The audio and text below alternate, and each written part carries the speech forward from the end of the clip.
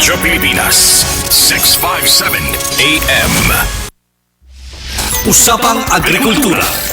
Ang inyong source of daily agri-news. Talakayang siksik sa kaalaman. Hatid ay impormasyon mula sa pamahalaan. Pagpapayaman sa ating mga likas na yaman para mas mapaunlad pa ang isa sa mga paunahing kabuhayan sa ating bayan.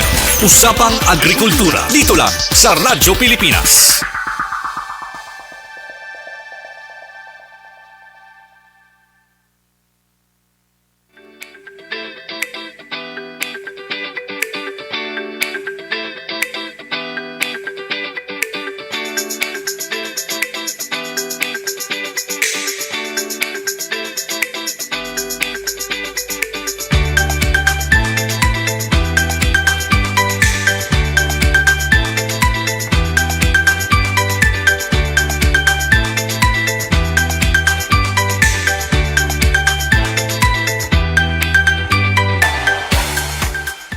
Ang puma is gikuha na namo sa word nga tundok maamumahon. Kaya amo siyang gitanaw, ang amo ang purpose is mag-amuma man isip farmers station. Informang good niyan na bago mi na igo sa Odette. Then right after sa Odette, usa sa pinakaubos nga municipality sa ato ang probinsya. Kaya ang primary livelihood diri sa amo ang lungsod mao ang lubi. Usa na mo nag-contribute mig mga binagmay lang kaayo nga kandidat. Nagasugod mig pananom, na-discover ni sa saan. Nakita na mo nga murag bright na nga mo ang kaugmaon sa association tungod kay naanay nagpaluyo na mo nga government agency, particularly sa DA and sa SAAD. Gitulo na mo ni grupo. Purok 1, purok 2 ug purok 3. Kada grupo 1 week ang schedule. Next 1 week pod, 1 week ang tumirang grupo mo balik sa ikaduha na ay kaupat na nga week sa month. Mao ni ang gibuhat karon kay harong dili kayo lista ng mga kauban na mo ug dai gaan silang trabaho para sa among pagtrabaho pag-manage sa mga gulayan ug Katutong pasalamat sa inabang sa SAAD nga diin kaduha na mi hatagi o mga materialis unang-una sa materialis nga ihatag sa SAAD katong cultivator, pala, piko, bungayay, ug unsa pa. Ug ikaduhang release sa SAAD kanang manukan ug katong feeds. Usa dili ko nakalimtan ang SAAD nga inabang namo bisan tuod og kabus among pamilya o kaming mga membro diri. Naning kamot nga mabuhi gyapon.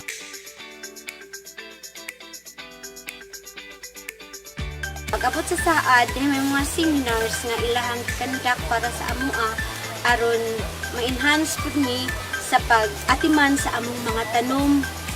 O unya, salamat yun mi pag-ayo sa SAAD kay itagahaan mi nila og tractor para sa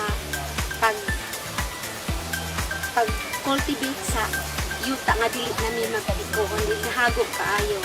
Salamat jud kaayo niini kay nakatindog kami, nakahimo kami sa mao nga baluhaton, pinaagi sa pagtabang sa amua sa SAAD nga maoy naghatag namo og kanang kadasig usab sa mao nga baluhaton, sa nini mao nga baluhaton. Nakatabang ni sa among katawhan diri sa barangay San Antonio sa sakop niya mga lungsod. Kay karon ra gyud na realize mo grupo nga naigulayan na dunay mga tao nga nakabenepisyo sa gawas. Salamat to mi. Nabisan naman sa itlogan nga gihatag sa SAAD. Nagako yung benepisyo ni sa para mo kay daghan kay nangyalan labi na sa mga bitiridri sa mga tindahan na nakinahanglan dito itlog kay ang uban god mo angkat naman sa laing lugar mo mupalit sa lugar, mahal-mahal na. Kaysa diri karon nga gihatag sa SAAD na mga itlogan, nakapahimos yung mga katawhan di sa San Ricardo na medyo barato ang mga presyo.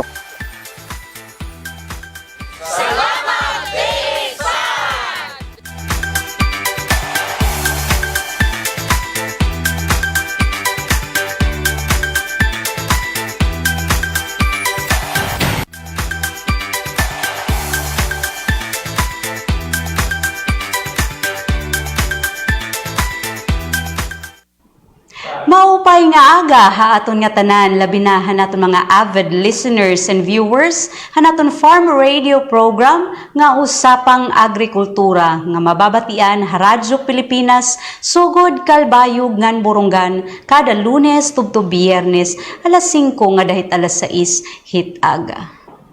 So yan adlaw na liwat han Biyernes November 14, 2025. So before anything else, ato na nag-greet him good morning ang aton OIC Regional Executive Director, maupay nga aga po sa Rodel Macapanias.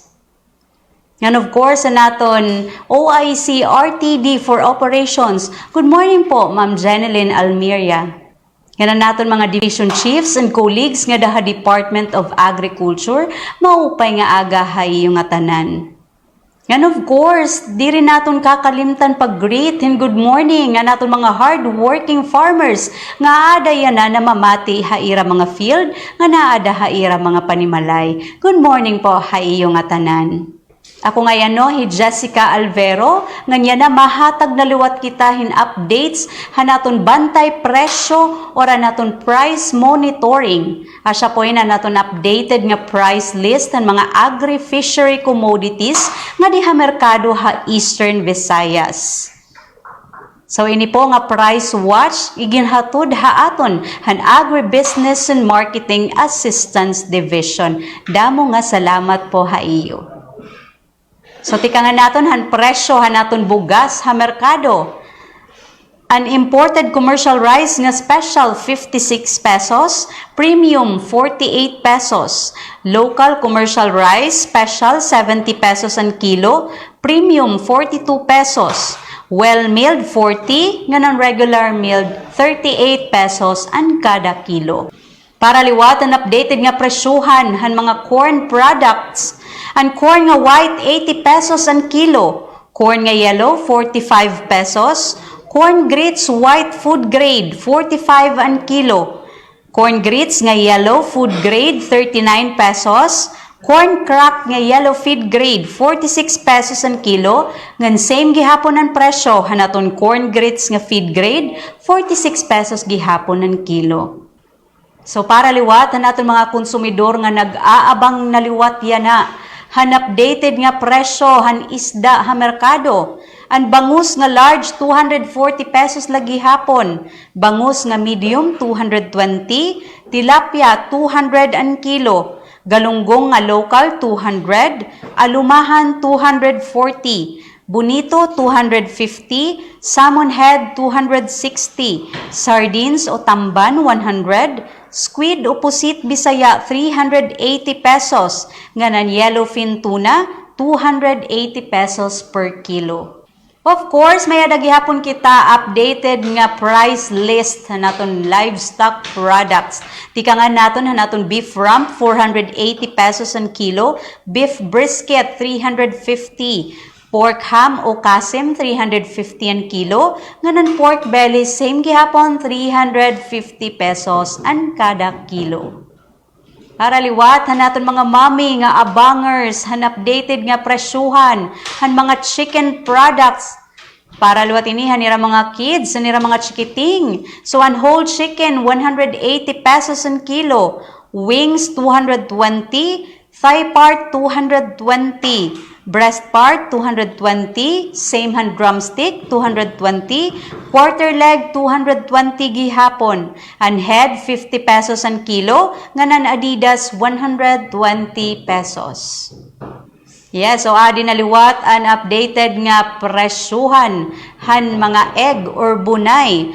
An chicken egg nga white peewee sized 8 pesos an piraso. Extra small 8.50, small 9 pesos, medium size 10 pesos, large 10 pesos, XL ngan ang jumbo parehas tag 11 pesos an kada piraso.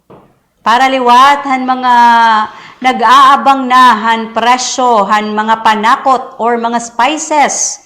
Anaton yan na red onion 180 pesos an kilo, white onion 170, white onion nga imported 180, garlic imported 180 per kilo, ginger 160, Chili labuyo nga red, 350. Nga ng green chili, 400 pesos ang kada kilo.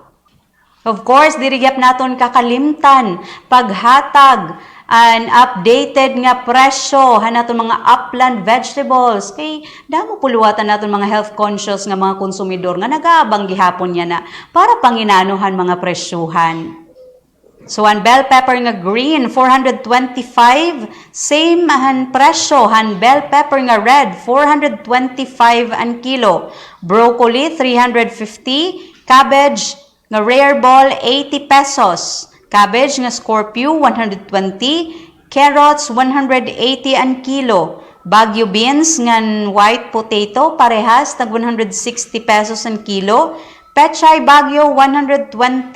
Chayote, 40 pesos. Cauliflower, 275.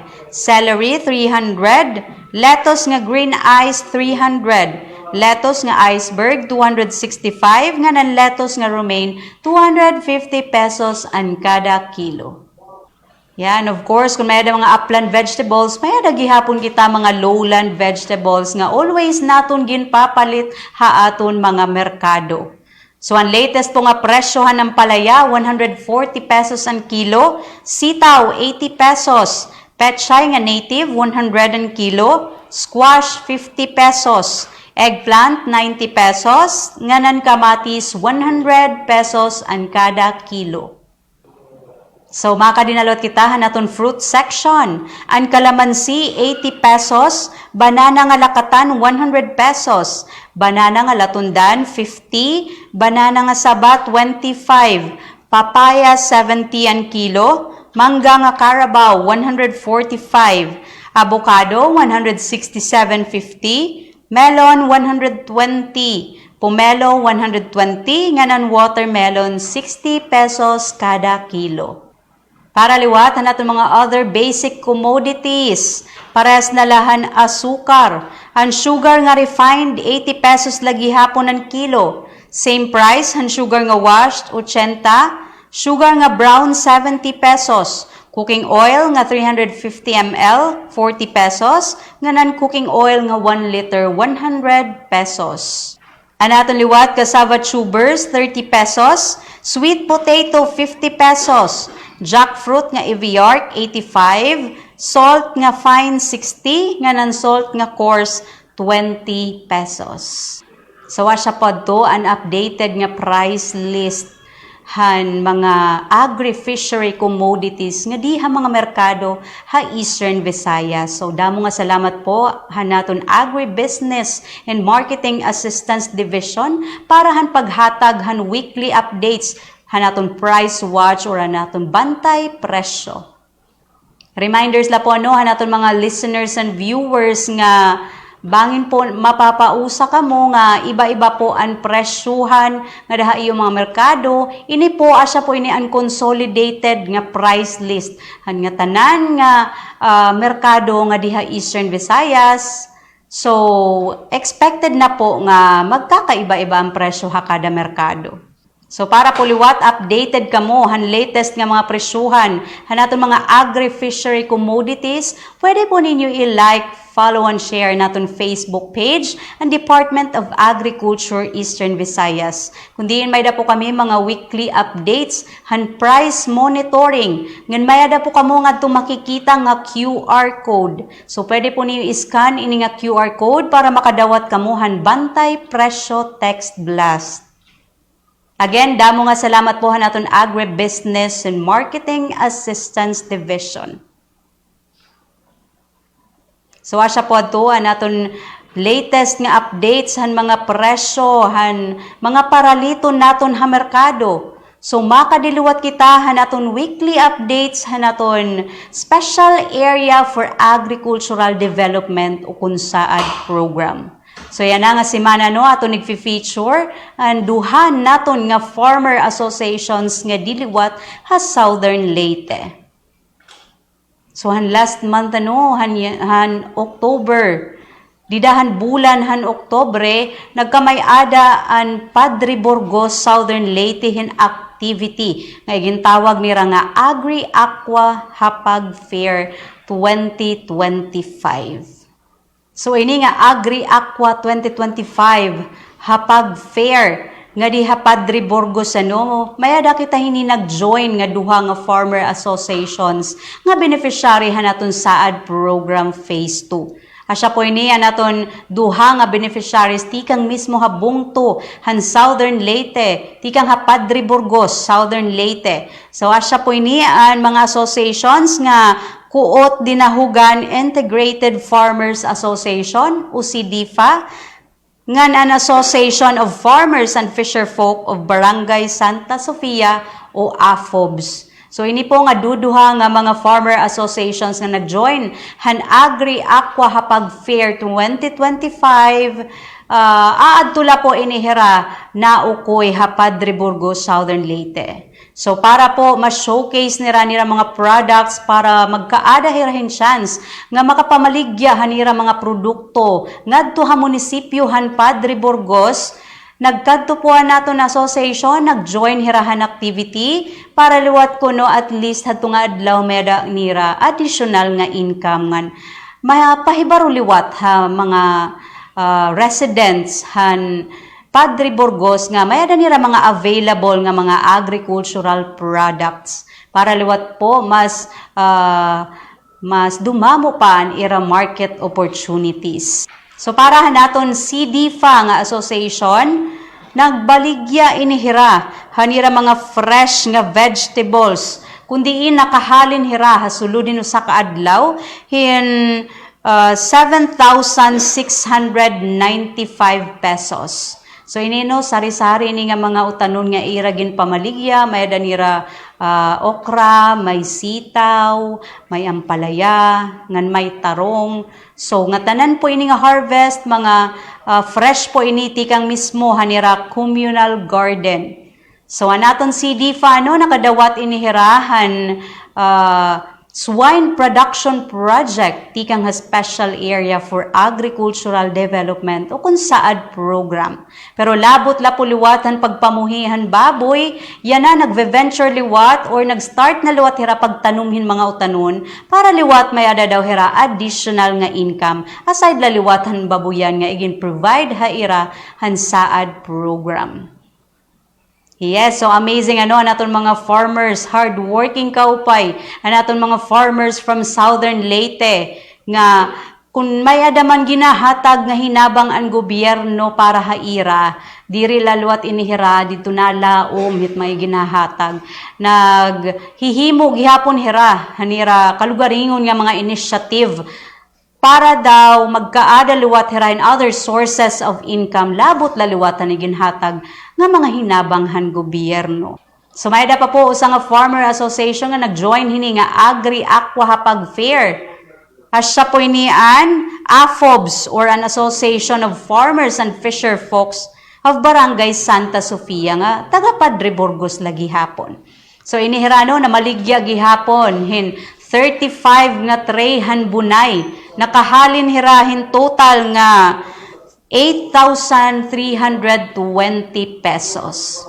So ini activity nga igin dumarahan LGU Padre Burgos usala ini kaadlaw nga activity. So gin grab na ini nga chance hanaton mga farmer associations para makapamaligya hira hanira mga produkto ngadtungan para liwat ma-market nira magkaadahin market opportunities ngan mahibaruan mga taga Padre Burgos nga mayada nira project na sugad ngan para adto na liwat daw kuno mapalit na lahaira ang mga taga Padre Burgos. So yakan pano han treasurer han AFOBS nga hi Mayflower Monter nga ning join kuno hirahan event kay para kuno i-promote an ira association ngan para gihapon kuno mahibaro ang mga tawo nga mayada kuno association nga sugad hiton nga nagtitinda kuno hen itlog nga mayada kuno nadawat tikang hasaad program ngan para gihapon kuno hasusunod nga mas dumamo pa ang ira production nga mag-expand pa ang ira poultry,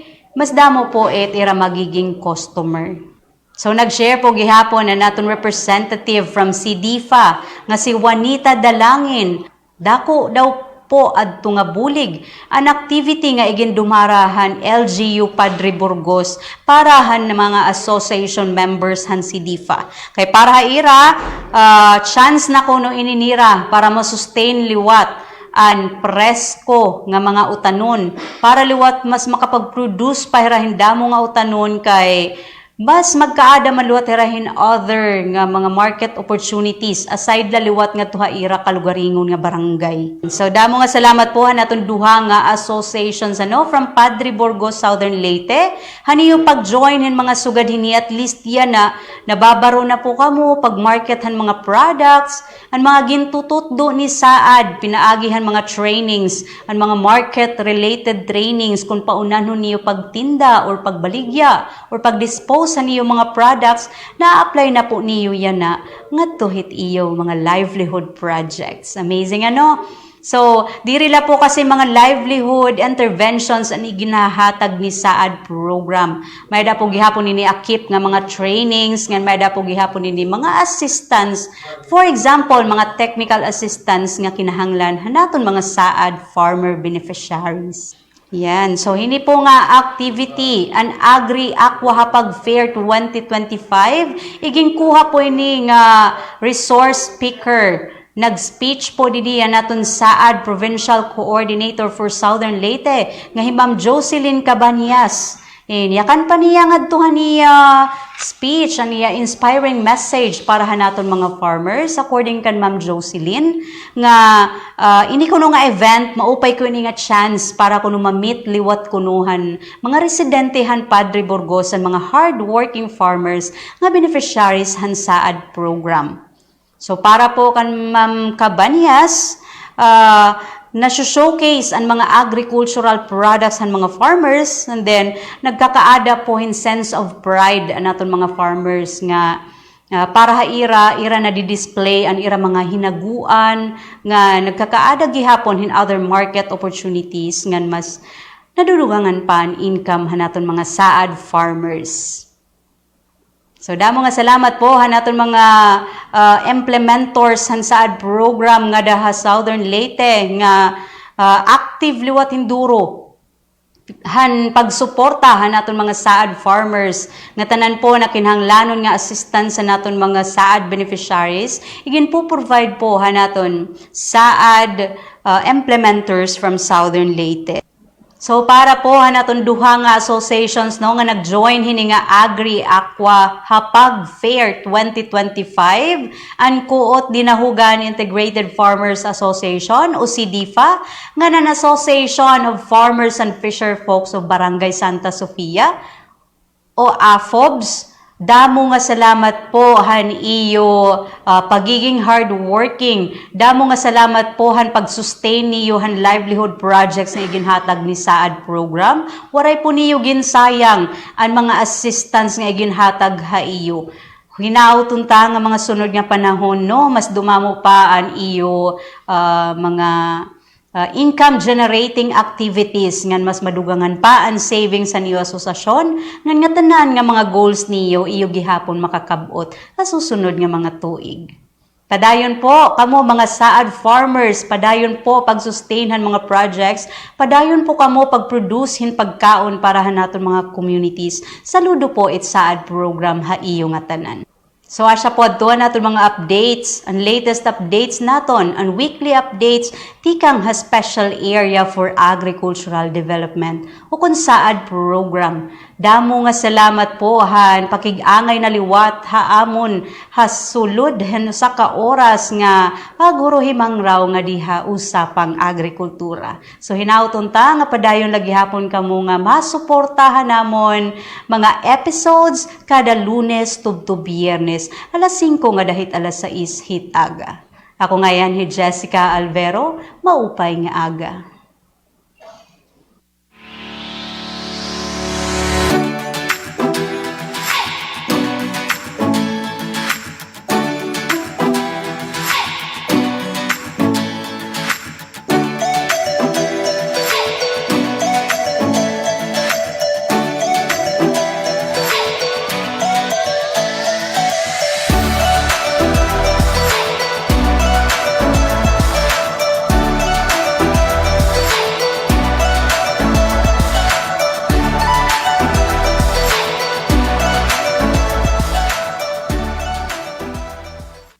Unang-una, kami nagapasalamat sa saad kay tungod dako sila og tabang diri sa among kapunungan sa farmers.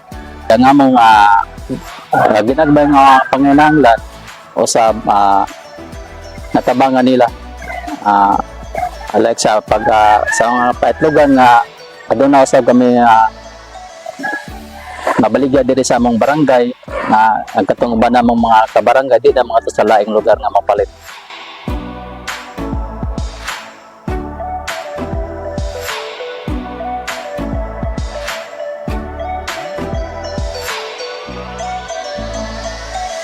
Dako siya tabang namo kay usapod siya sa dagdag sa extra income namo din daghan pud big matabangan pud nga diri labi na diri sa among duot diri sa among barangay nga instead nga mukuha pa sila sa lungsod diri na sila mukuha namo dili na sila mukuha sa ladyo pa.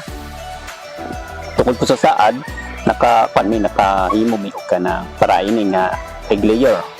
Di man o maghimo ta og layer nga personal natong kuan tako gasto, di ba? Kini pa nga libre. Mao yung ipasalamat nila.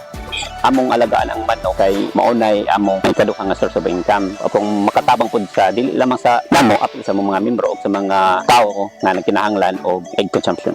Salamat ka adjo nga injo man gitabangan ang among asosasyon. Adjo mo ka baka kay amo ning ampingan at timanon na mo maadjo ug naot mi nga mo lambo pagajud ni so sa pila ka tuig. Ug daghan gadong salamat kay dako nagtabang namo.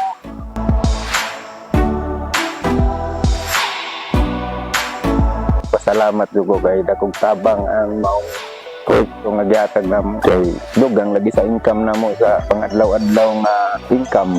Ang epekto nga project sa among kinabuhi ma'am dako kaadyo kay kini nakatabang og dako kanamo tungod kay ani sa among duol ma'am kining itlog affordable kaadyo para labi na sa dinhi sa among komunidad nga duol ra labi na tanan sa eskwela affordable ra ang itlog paliton sa mga bata. Meron din magagali din affordable kaadyo. So pagkatong July 2023 hangtod February 2024 nakapalit nami og 192 ka manok nga nagkontinue og 168,000. Salamat kayo di saad.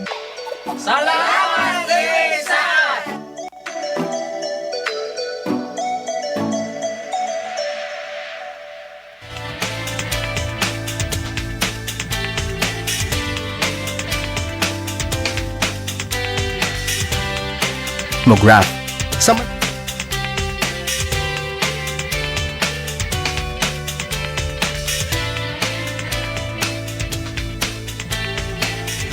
struktura. Magkaibang datos, pero parehong mahalaga. Katuwang ang Radyo Pilipinas, dapat alerto publiko. Magandang araw, si Dingdong Dantes po ito. Dahil taon-taon tayong binibisita ng bagyo, kailangan handa tayong harapin ito. Naalala ko si Mami, meron siyang isang envelope kung saan nakatago ang mga importanteng dokumento para madaling kunin at dalhin kapag may bagyo. Ang misis ko naman, may nakahanda palaging emergency go bag na may lamang damit, gamot, pagkain, tubig at pera na kasya hanggang 3 araw sakaling kailanganin namin pumunta sa evacuation center. At syempre, ang toka ko, bago pa dumating ang bagyo, sinisilip ko na kung may mga butas ba yung bubong o ang ibang parte ng bahay na kailangang i-repair. Nakamonitor din ako sa updates ng Pag-asa tungkol sa bagyo. May kanya-kanyang responsibilidad sa bahay para sure na ligtas ang buhay. Dahil #panatag ang may alam.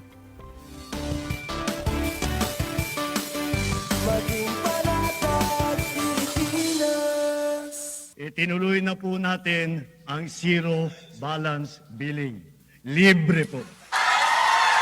Ibig sabihin, ang serbisyo sa basic accommodation sa ating mga DOH na ospital, wala nang babayaran ang pasyente. Po, ang dami pong challenge, hindi po namin alam kung saan namin kukunin, gano'n, nag-iisip kung paano namin mababayaran. Siyempre po, masaya, super saya po dahil na zero billing po kami. Opo, malaking po talaga, malaking tulong po. Mabilis lang din po.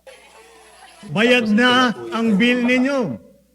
Uulitin ko, wala nang kailangan bayaran ng pasyente basta sa DOH Hospital dahil bayad na po ang bill ninyo. Naiyak ako kasi sobrang saya. Maraming salamat po, Mr. President Bongbong Marcos Jr. Hindi kami nagkamali ng taong hinalal. Tulay sa himpapawid ng serbisyo publiko. Radyo Pilipinas. Radyo Publiko. Nakasuporta sa inyong kabuhayan. Kaagapay nyo sa masaganang kinabukasan. Usapang Agrikultura dito sa Radyo Pilipinas. Oras na natin, kapitbahay. Ay, 35 minuto lang makalipas ang alas 5 na madaling araw. Galaw-galaw para hindi pumanaw. Yan po'y 14 sa buwan ng Nobyembre, Swell Day. Mga misis, araw din ho ni Goyo, taga Bulacan. Tinutukoy ho natin na isang general tumutugon sa pangalang General Gregorio del Pilar. Po'y pinanganak Nobyembre 14 ng 1875. So, isinilang ko siya, isa ho sa mga pinakabatang general. Himagsikan nung pong 1896. Ayan. Ilang ho itong si Gregorio o si Goyo sa Bulacan. Siguro kung si General Goyo, nandiyan buhay pat nasa Bulacan. Papayagin yung magoyo siya ng mga palpak na flood control project yan. Yung mga maraming di ba, sabi standard na project, kanho yun Aging dyan sa Cebu, may lagyan pa ng terraces, ng bilyas yung bundok, ng mga sanhipo ng mga pagbaha. At panawagan ho ng mga kapitbahay natin sa DNR. Patindin yung kampanya sa illegal logging. Pagkat yung mga pagbaha, maliban po sa mga palpak na proyekto ng mga pagbahang nangyayari sa ngayon kung saan-saan, yung pong illegal logging, sumira po sa mga kabahayan. Sabi nga ng mga kababayan natin, pinagwasak, bumangga sa mga bahay namin, tinangay lahat, natira. Mga troso ho yun, illegal logging ho yan. Mas matindi yung epekto ng illegal logging ito sa mga palpak na proyekto, Sabi ng flood control at sa mga flood project na yan. Usapang Agrikultura. Usapang Agrikultura dito sa Radyo Pilipinas. Marami talagang dapat tutukan, marami talagang dapat asikasuhin. Dapat talagang bigyan ng tuon pansin. Naman kinaukulan naman, pakiusap. Mga magsasaka, estudyante at mga garden enthusiasts. Naman sa seminar, po sa Natural Farming System. Ano yan?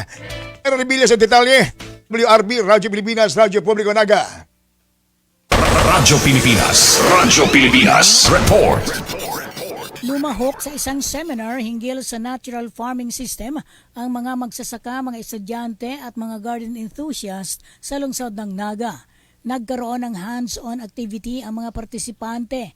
Nagsilbing resource speaker si Francis Abasola, isang agricultural technologist at rice production report officer ng City Agriculture Office. Samantala, ang seminar ay isinagawa sa City Agriculture sa lungsod ng Naga Urban Agriculture Demosite and Training Center sa Barangay Balatas, Naga City.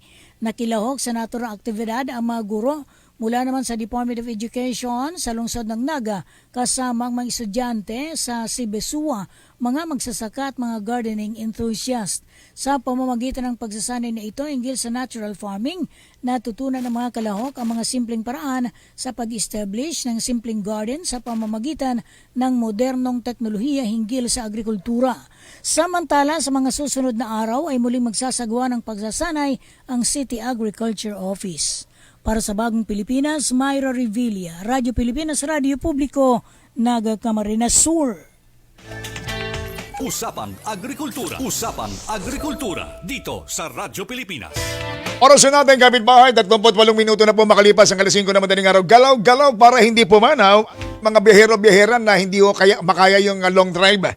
Inaantok ang iba riyan. Gilid muna tayo. Para wala aksidente. Kaya sa linya natin si Lovelia Guarin, spokesperson po ng Department of Agriculture, Bicol Region. Minsan natin ito nakausap. Minho natin yung pinsalang inabot ho nila riyan. Marami din hong dyan. Pektuhan ho dyan, So lang, Ma'am Lovelia Guarin ng DA Bicol. Magandang umaga po sa inyo. Welcome mo sa Radyo Pilipinas, Usapang Agrikultura. Si Kahiro po. Good morning, ma'am. Good morning uli. Good morning po, Kahiro, and sa mga tagapakinig po ng Usapang Agrikultura. Ma'am, kamusta na kayo? Matapos itong bagyong tumirada na naman dyan sa Bicolandia. Medyo okay naman po yung ibang mga nasa sentro na kuryentehan na, pero karamihan po ay wala pa talagang kuryente. At yung ibang mga bayan po wala pa rin, kahit tubig wala. Paano yung mga supply, yung mga ayuda? Saan nanggagaling? Meron naman ba? Meron naman po sa mga local government units, saka yung iba po talagang nasa evacuation center pa po. Oo. Ma'am, sige nga ho, alamin na natin, ano-ano ba yung mga naapektuhang mga agri-products natin dyan sa Bicol? Alam naman natin, pag sinabing Bicol, nandyan ho yung pili. Meron din nung abaka, meron din nung palay, meron din nung mais at marami pang iba na produktong galing ho riyan. Kamusta po ma'am? Paano nyo ba isasalarawan yung damage na inabot lang sa mga bagyong nakalipas na dalawang magkasunod? Oo, ito lang pong Typhoon Uwan, yun. Uwan. Uwanin sa linya. Si Ma'am Lobelia Guarin po ang ating kaugnayan. Rekta ho yan sa Bicol.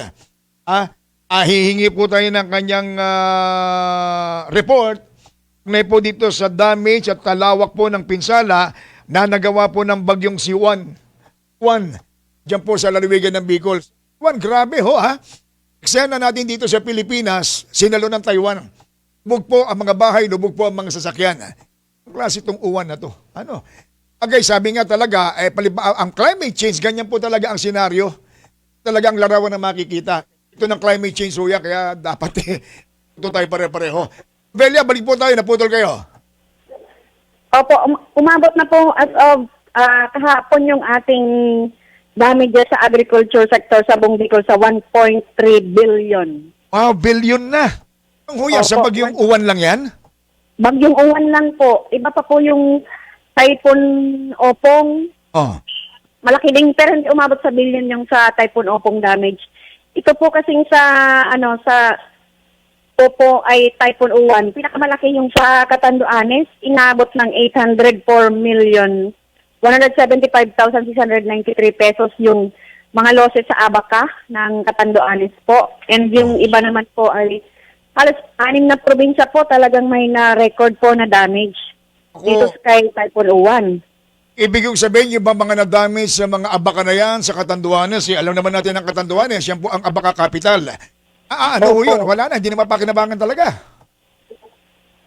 Meron partially damaged po, 35,899 hectares. Laki Pero to. malaki. Oo. Ang Abaca farmers na affected, halos kulang 14,000 po na Abaca farmers. And may fisheries din po, infrastructure damage din. 1.7 million naman yung sa infrastructure na damage. Doon lang po yun sa Catanduanes. Kamusta naman po? Kamusta na? Anong mga updates sa mga tulong na ibinibigay po ng DA maliban sa mga farm inputs?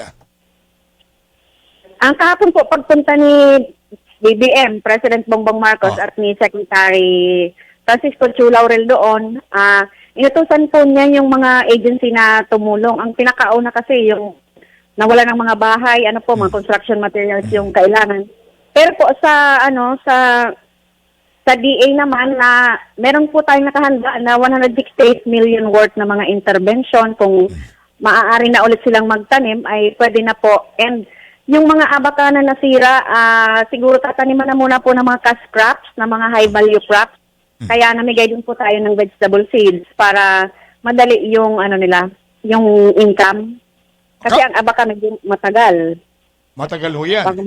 Oo. Kamusta naman doon sa usapin po ng insurance claims? Kamusta po yung usapin ng insurance claim? Paano tinutulungan ng PCIC magsasaka natin dyan sa Bicolandia na mga naapektuhan? Mabilis din po yung action ng PCIC. Pagka bagyo, agad-agad pumunta na sila doon para mag-assess and tumulong.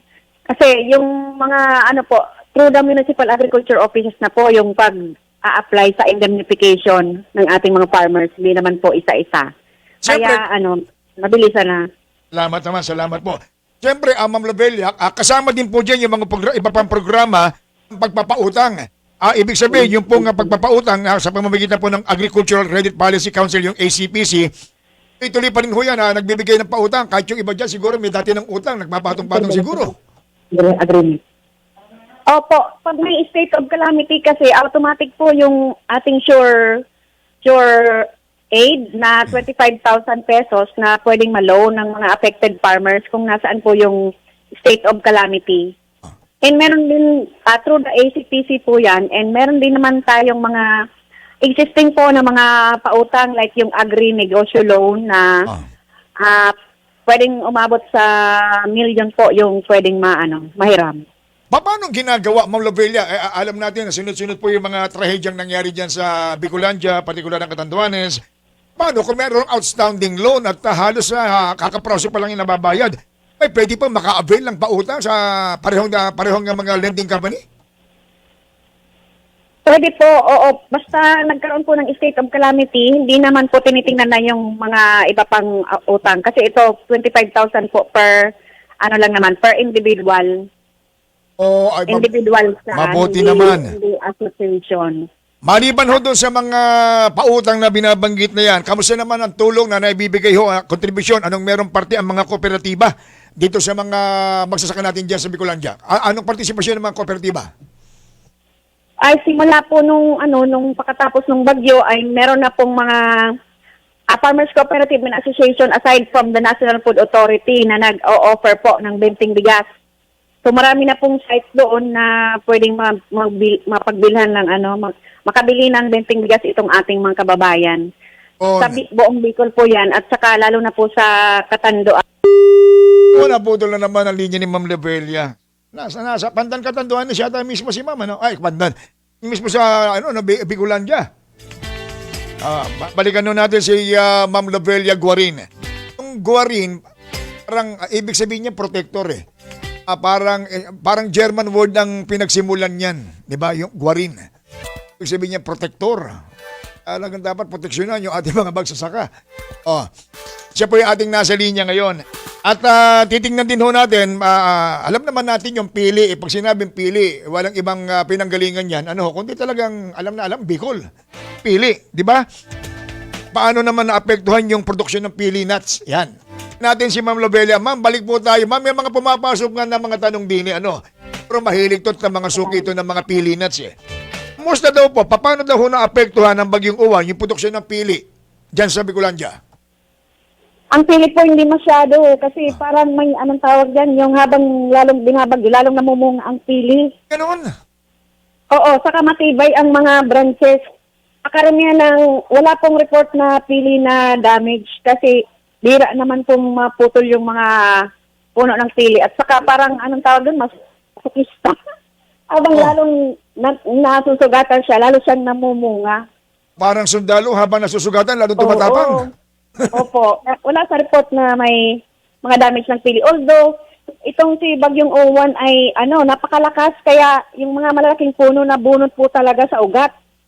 Oo, yung mga pero hindi wala sa report kasi yung mga pili po. Ang karamihan na tumbang puno mga nasa kalsada, siguro mga mabababaw yung mga ugat nila.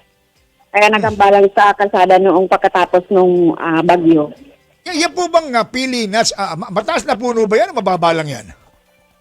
Yung mga old existing na puno po na mga umabot na ng 50 years or 100 years, napakalaki. Parang kasing taas ng simbahan na. Pero yung mga bago po kasi na pinamimigay ng DA na mga grafted pili, in 3 years time namumunga na, mababa lang po. Kahit 5 feet pa lang siya, mabunga na siya. Kaya yung mga mabababa, parang hindi po inabot ng bagyo. Karaniwan, anong buwan ho yung anihan ng pili? Meron bang ganon? Wala naman po. All year round nagbubunga siya? All year round siya namumunga po, opo. Nung pala, Okay. Kamusta po? Ito naman, yung mga abaka plantation, nabanggit nyo kanina na naapektuhan. Ano naman yung mga programang ibinibigay po ng ating pamahalaan dito sa mga farmer natin ng abaka? Dito sa mga nasira pa rin ng bagyong uwan na yan? Meron naman pong nakahanda na ng rehab assistance yung PhilPaida sa DA Bicol and aabot sa 238 million yung nakahanda ng assistance. Pero hindi pa ngayon hindi pa naman sila magkaka-income agad doon. Kaya bigay muna po ay yung mga galing sa banner program na mga cash crops, yun na muna itatanim nila. Kaya namigay na po ng vegetable seeds and garden tools, livestock and poultry to qualified abaka farmers. Mga high value crop natin daw dyan, kamusta naman? Okay naman po ang high value crops as long as hindi naman babahain, nakaka-survive naman po. Okay. Hindi naman masyado kasi yung baha po ngayon. Di kagaya ng Typhoon Christine talagang tumagal. Ngayon, nawala agad yung tubig. Iyon. Kaamusta? Anong dating sa inyo? Anong mga posibleng pangmatagalang epekto na nakikita ho niyo riyan dito sa Bagyong Juan sa seguridad ng pagkain sa Bicolandia? Well, of course, alam naman natin na pagka may ganyan ng klase ng mga senaryo, magdudulot po ng kakulangan sa pagkain at hindi malayo pagtaas ng presyo ng bilihin sa rehiyon. Ganyan ho ba ang senaryong inaasahan natin? Sa tingin ko po, hindi naman po masyado kasi yung mataas na po yung naging natin production noong first sem, and ngayon naman po ay titingnan ko ulit yung sa rice.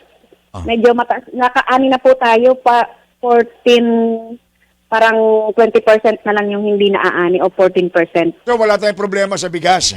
Opo, wala pong problema kasi ang Bicol naman po ay 101% sufficient nung last year base sa Philippine Statistics Authority.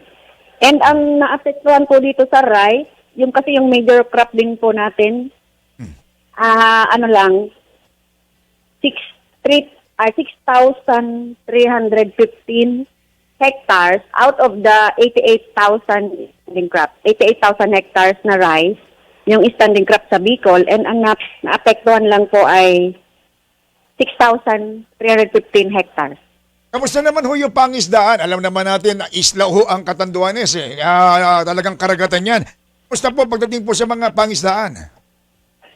Marami din pong naapektuhan, 12,551 na fisher folk yung affected, and umabot din sa 29 million po yung losses nila. And kaya nga po magbibigay, sinabihan ni President Bongbong Marcos ang BIFAR na magpo ng mga bangka doon po sa mga pamilya na affected, lalo doon sa Catanduanes po, na ang kabuhayan nila ay pangisdaan talaga.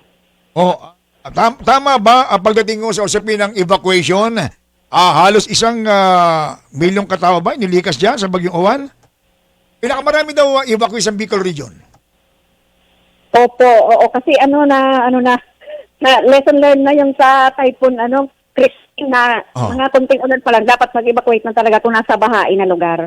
Lalo sa Naga City po, talagang preemptive evacuation na sila agad. Wala pa yung bagyo, nag-evacuate na. And marami na pong ginawa na evacuation center doon sa mga barangay na matataas. Ma'am Lovelia, siguro yung mga nakikinig sa atin from Catanduanes, serbisyo na raw ho ba ng kuryente ang Catanduanes at may supply ng tubig? Wala pa din po, pero yung pakunti-kunti sa mga major areas, meron na po. Pero karamihan wala pa po, kaya madilim pa po. Pagdating daw sa tabako, meron bang Catanduanes? Wala. Tabako albay po 'yan. Tabako na sigarilyo? Meron bang pananim na ganyan ang Catanduanes? Ay wala po, wala. Wala kami sa Bicol na tabako.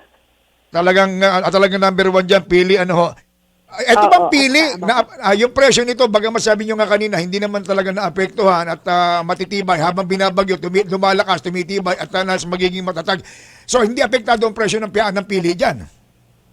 Hindi po. Mataas na din kasi kasi kulang ang supply natin ng pili. Malaki yung demand kasi nakapasok na din ang Bicol dun sa European market na nag-export na tayo ng raw pili. Kaya, malaki po yung demand. Sige po, Ma'am Lovelia Guarin, bilang kayo ay protector, sabi ko nga kanina, ang pinagmula ng Guarin, salitang German, parang Warin na ibig sabihin protector. Bilang protector ng ating mga agrikultura, produkto dyan sa Bicolandia, baka meron po kayong dagdag mensahe sa mga nakikinig po sa atin. Sige po. Ang sabi po ng mga LGU doon sa Catanduanes ay kulang na po yung kanilang rehab funds kasi katapusan na ng taon. So, kung may gusto po sanang magbigay sa atin ng assistance, lalo sa probinsya ng Catanduanes, ang kailangan po talaga doon yung pagkain at saka yung mga damit at saka yung mga construction materials po. Kasi karamihan nung nasa eskwelahan ay wala talaga, wash out yung mga bahay nila. And ang may pasabi po ay cash daw. Yun po. Talaga mga kailangan. Sige po. Sige po, Ma'am Lovelia. Sa pagpapaunlak ulit po sa interview, Kahiro. Salamat po. Sa susunod, magkaugnayan po tayo para sa mga updates, magkaalaman po tayo. Ma'am Lobelia, maraming salamat po. Ingat po kayo. Okay po, thank you. God bless. Okay, ma'am, God bless. Ma'am Lobelia Guarin ng Department of Agriculture dyan po sa Bicolandia. Thank you, ma'am. Usapang Agrikultura. Usapang Agrikultura. Dito sa Radyo Pilipinas. Di ko rin kinamusta ang sili. O nga ano. Yung tatay ko, Bicolano, pero hindi kumakain ng sili. Galit sa sili, hindi ko maintindihan. Kami, bata pa lang kami, ginagawa ko ng ano yan. Gawa ko na siyang bubble gum. Ngayon, ginunguya ko yan. Salamat sa pagsama sa amin sa buong isang linggo na magkakasama ho tayo pare-pareho, ha? Bala pa rin ang may kapal ang ating hangad sa pare-pareho. Nga, ha? Pare-pareho sa mga plano at sa mga nilalakad doon natin. Sa ngalan nila Roger Cruz, Jo Maria Raparriar, Rolly Bumatayo, Alvin Felgoni, Ruben Malinin, Jomel Lustre, Nel Villamor. Kasama pa rin po natin sila Nita Soriano, Susan Barameda, Gemma Rocamora, Sam Reyes, Marisol Balimban, Julius Lungab, Camille Umali, Rona Esperanza. Thank you. Ingat po sa mga babiyahe, sa mga lalabas sa Metro Manila, sa mga may dadaluhan kung ano-ano man. Ilagay ho natin sa tama lang yung mga ating aksyon at para wala tayong mga problema. Ingat pa rin, bawal ang tutulog-tulog sa manibela, bawal ang pikon sa kalsada. Tangalan pa rin po ni Julius Gonzalez, Christopher Tirambolo. Pa rin po naman ang inyo nakasama pa rin sa isang linggong tingkad. Pero Ilustrero Brigado, marami pong salamat. Ingat tayo pare-pareho. Ang pagsasaka po ay hindi simpleng trabaho lamang. Yan po ay isang paraiso. At minsan pa, bago tayo tuloy magwakas, bago tayo basta-basta naniniwala sa mga fake news, wag ko tayo magpalinlang. Nakasuporta sa inyong kabuhayan. Hatid ay balita, informasyon at sari-saring kaalaman tungkol sa sektor ng agrikultura sa ating bayan. Usapang Agrikultura. Kasama ang Department of Agriculture. Alamin ang mga hakbang ng administrasyon para mas mapaunlad pa ang iba't ibang industriyang agrikultural at pakinggan ang mga proyektong handog sa mamamayan upang mapalago ang kanilang mga kabuhayan. Usapang Agrikultura. Lunes hanggang Biyernes, alas 5 ng umaga. Dito lang sa Radyo Pilipinas.